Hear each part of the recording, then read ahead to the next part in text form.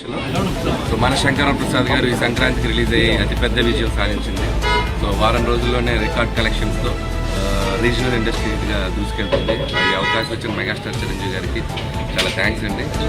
అలాగే చిరంజీవి గారిని మళ్ళీ ఆయన ఒక స్ట్రాంగ్ స్పేస్లో ఒక ఫ్యామిలీ బ్యాక్గ్రౌండ్లో తీసుకురావడం సినిమా ఈరోజు కలెక్షన్లు కానీ రెవెన్యూస్ కానీ అత్యద్భుతంగా ముందుకు తీసుకెళ్తుంది. అండ్ చిరంజీవి గారి అభిమానులు అయితే అసలు మాటలో చెప్పలేను వాళ్ళ ప్రేమని.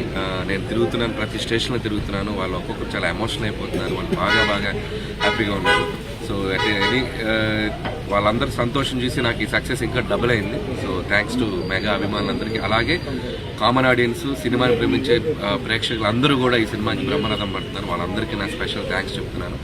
సో గుంటూరు నుంచి వైజాగ్ వైపు చిన్న అంటే ఈ పండగకి నేను రిలాక్స్ అయ్యి ఇంట్లో కూర్చోవడానికి కూడా నాకు మనసు ఆగలేదు. ఇంత పెద్ద సక్సెస్ ఇచ్చిన ఆడియన్స్ డైరెక్ట్గా కలిసి వాళ్ళకి థ్యాంక్స్ చెప్పుకుంటే కానీ నాకు సంతృప్తిగా ఉండదు అనిపించి చిన్న సక్సెస్ టూర్ లాగా నేను ఒక్కనే బయలుదేరాను. మధ్యలో కొంతమంది టీం జాయిన్ అవుతున్నారు.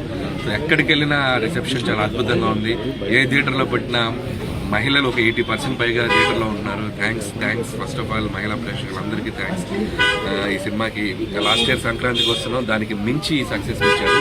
నేను ఎప్పటికీ మర్చిపోలేను.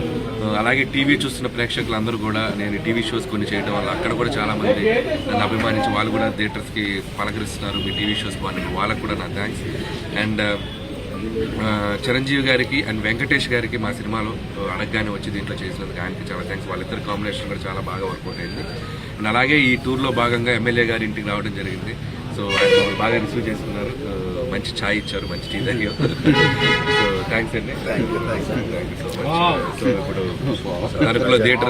తణుకులో థియేటర్ సందర్శించుకొని అక్కడ నుంచి రావులపాలెం, రాజమండ్రి మీదుగా వైజాగ్ వెళ్ళబోతున్నాను. సో వన్స్ అగైన్ ప్రేక్షకులే నా దేవుళ్ళు. సో వాళ్ళే ఈ సక్సెస్కి అంతా వాళ్ళకే credit. Hope will meet very soon.